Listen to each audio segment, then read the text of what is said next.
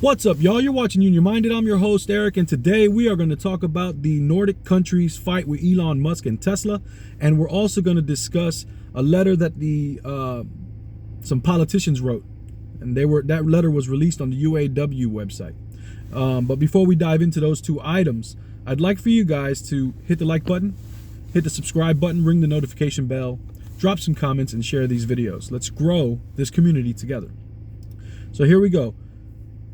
What began 9 weeks ago with a group of mechanics in Sweden demanding that Tesla agree to collective bargaining has evolved into a broader fight for the Nordic region's way of work and life. The stakes are high, too, for the car maker and its CEO, Elon Musk, the world's richest man. Bowing to union pressure in Sweden could embolden Tesla workers in Germany, home to the company's only European factory, who likewise want a collective agreement on pay and other terms of employment.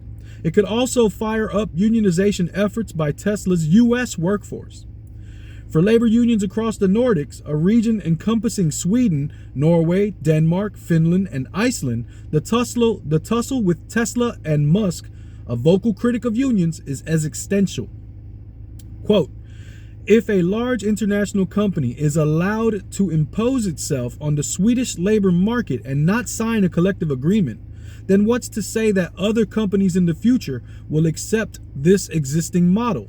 Jesper Peterson, a spokesperson for IF Metal, which represents the Tesla mechanics, told CNN. For more than a century, Nordic labor unions have helped set their members' terms of employment by negotiating with employers and signing collective bargaining agreements. According to the most recent data from the Paris-based Organization for Economic Cooperation and Development, on average, 83% of all workers in the 5 countries are covered by such negotiations. 83%. That's what union, man, I don't know if you guys are aware of this, but the quality of life in the Nordic countries is some of the best in the world. And I have a very strong gut feeling that unionization has a very, very big thing to do with that. Governments in the Nordics prefer collective bargaining to legislating a minimum wage, which exists in most other European nations. But a Tesla subsidiary in Sweden refused to sign a collective agreement with IF Metal. In response, some of the 120 mechanics employed by Tesla to service its cars in the country went on strike in late October and have not returned to work. The union declined to say how many mechanics were still on strike. The role of collective agreements in Sweden's labor market is fundamental and profound, according to Mikael Hansen, an associate professor specializing in labor law at the country's Uppsala University. So a wave of sympathy strikes has followed. Swedish dock workers have blocked deliveries of Tesla cars at the country's ports. Electricians have refused to service charging stations, and postal workers have even stopped delivering license plates. "This is insane," was Musk's response to the latter development.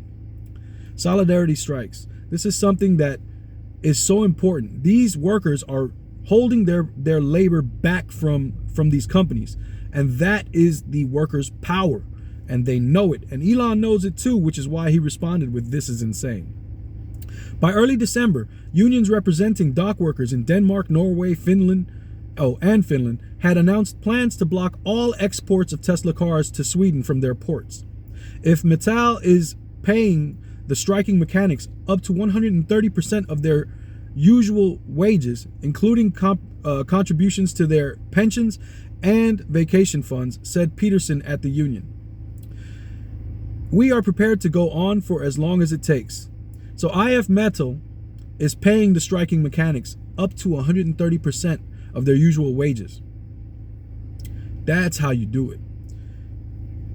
"We are prepared to go on for as long as it takes. Investors have backed the workers. Swedish workers have fought and won this battle before. Toys R Us attempted to resist collective bargaining when it arrived in the country in 1995, but relented following 3 months of industrial action, which included sympathy strikes. This time, Nordic investors have also joined the fray. A group of 16 institutional investors, including pension funds and asset managers, urged Tesla in a letter sent earlier this month and seen by CNN to respect the region's tradition of collective bargaining and expressed deep concern over the company's attitude towards unions. Pension Denmark, a Danish fund, which co-signed the letter, has voted with its feet. It announced earlier this month that it had sold its $70 million stake in the car maker, citing Tesla's very categorical denial of collective agreements. Laura Carlson, a law professor at Stockholm University, can't recall another case of a divestment aimed at upholding the Nordic region's labor traditions, and she thinks Tesla is unlikely to prevail in its attempt to bypass them. Collective agreements are the foundation of labor law in Sweden, she told CNN. Hansson at Uppsala University agrees. I have difficulty seeing the trade unions lose. They have invested too much. They really can't lose this battle, he said. Tesla told CNN in a statement that its employees are rewarded with fair terms and working conditions. This is why Tesla, like many other companies, has chosen not to enter into a collective agreement, it added, declining to answer specific questions. That's nonsense. Lies, propaganda by the corporation to get the public on their side. Don't believe the hype. Don't believe the hype. The next stop is Germany. The stakes are relatively low for Tesla in Sweden. The country represented just over 6% of Tesla's sales in Europe in the first 10 months of the year, according to Matthias Schmidt, an independent automaker market analyst. The bigger risk to the company's bottom line lies further south in Germany, a country that accounted for almost 20% of its European sales over the same period, based on Schmidt's data, and where the automaker has a factory capable of producing 375,000 cars a year for customers across the continent. German law makes it prohibitively hard for workers to strike in solidarity with those elsewhere, but sympathy action in the Nordics may act as a catalyst for Tesla's German workers to join local unions, Schmidt said. For more than a year, workers at the Berlin plant have complained of grueling work schedules, staff shortages, and strict production targets, according to Markus Sievers, a spokesperson for IG Metall, Germany's biggest labor union. He declined to say how many of the plant's reported 11,000 workers had joined his union, but noted that it was adding members quickly and that a lot had signed up this year. We are not yet at the point where we can arrange for a strike, he told CNN. We are still building up strength in numbers. A demand on some of IG Metall's members' lips, a collective agreement according to the union. The German trade unions are waiting for Tesla to give in, said Hansson of Uppsala University, and then they have a strong argument. If you can make an exception in Sweden, then you can make an exception in Germany. So what does the road ahead look like?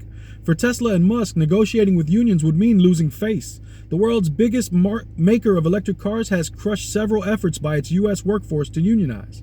The country's National Labor Relations Board has accused Tesla of interrogating, disciplining, and discriminating against implicated workers. Musk himself has made no secret of his disdain for unions. The federal agency has directed him to delete a 2018 tweet that hinted Tesla employees would lose their stock options if they formed a union. More recently, he told the New York Times, I disagree with the idea of unions, adding that he thought they naturally try to create negativity in a company. Yeah, of course a boss would say that. But protections for organized labor in the United States are much weaker than in Europe. I wonder why. Carlson at Stockholm University said a realistic alternative to entering into a collective agreement in Sweden would be for Tesla to hire a contractor, which would then sign such an agreement. That would allow Musk to keep the union at arm's length. Amazon did something similar when it entered the Swedish market in 2020, contracting a German-Swiss logistics firm already signed up to a collective agreement with the Swedish Transport Workers Union to operate its warehouse in the country. For now, Tesla has dug in. Earlier this month, it advertised for a role in Nordic legal and governmental affairs, specifically someone with a proven track record of getting regulatory changes made in the region.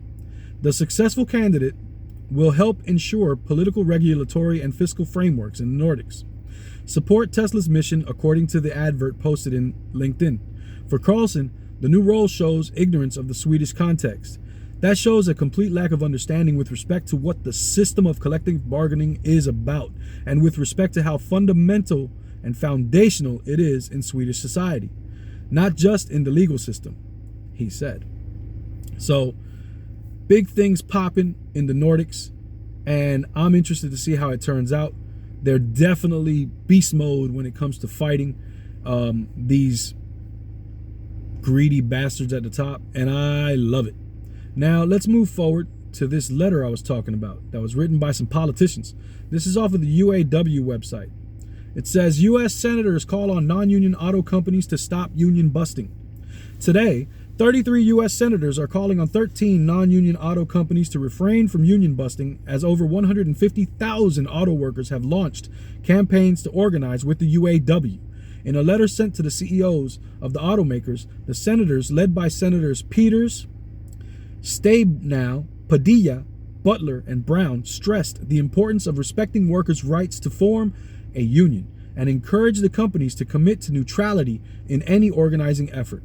Your commitment to neutrality would ensure that management does not pressure workers into voting against unionization or delaying the election process, the senator's letter states.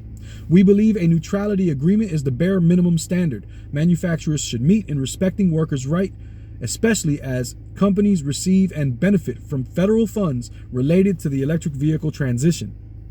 The letter also addresses reports of illegal actions taken by a number of the companies. In recent weeks, the UAW has filed unfair labor practice charges at the National Labor Relations Board against Honda, Hyundai, the Volkswagen, and Volkswagen for engaging in various illegal union busting tactics in an attempt to intimidate and dissuade workers from voting to unionize. These retaliatory actions are hostile to workers' rights and must not be repeated if further organizing efforts are made by these companies' workers, the letter continues. We further urge you all to commit to implementation of a neutrality agreement at your manufacturing plants. Every auto worker in this country deserves their fair share of the auto industry's record profits, whether at the Big Three or the non-union 13, UAW President Shawn Fain said. We applaud these U.S. senators for standing with workers who are standing up for economic justice on the job. It's time for the auto companies to stop breaking the law and take their boot off the neck of the American worker, the American auto worker, whether they're at Volkswagen, Toyota, Tesla, or any other corporation doing business in this country. These are the words of Shawn Fain. The campaign comes on the heels of the UAW winning record contracts at Ford, General Motors, and Stellantis in October of 2023. After the 6-week stand-up strike that captivated the labor movement and led non-union automakers to raise wages in anticipation of fending off potential organizing at their facilities. So it's good to see that some senators are writing letters. That's nice. We need y'all more vocally out there making statements and putting pressure on these companies to not union bust, and holding these companies accountable at the NLRB when they do union bust. It has to be a fair fight. Y'all supposed to be like the referees. It's got to be a fair game. It hasn't been a fair game in this country. It hasn't been a fair game in a very, very, very, very long time. And in order to get it back to being a fair game, we, the workers, rank and file members of unions and non-workers alike, non-union workers alike, have got to organize ourselves and be prepared and informed and motivated and inspired to fight back. Because I promise you, those overlords that sit on top of the ivory towers and rule over us all, they're raking in profits, raking it in. Don't let them sell you that the pandemic cost them. It didn't. You guys have heard of greedflation. You've heard of how they've been jacking up the prices in order for them to get more and more and more and more profits. This is not a new game. This is an old game. We have been lulled to sleep and propagandized to hate each other. We got to get past that. Wake up. I am not your enemy. I am your brother. We need to join together and fight this fight. And we can win. We will win. But it takes us all. My name's Eric. You're watching Union Minded. Remember, the fight is not left and right. It's up and down. It's going to take solidarity to win always. Each one teach one. Get out there and reach one. And there can be no union without you and I front and center. Let's go.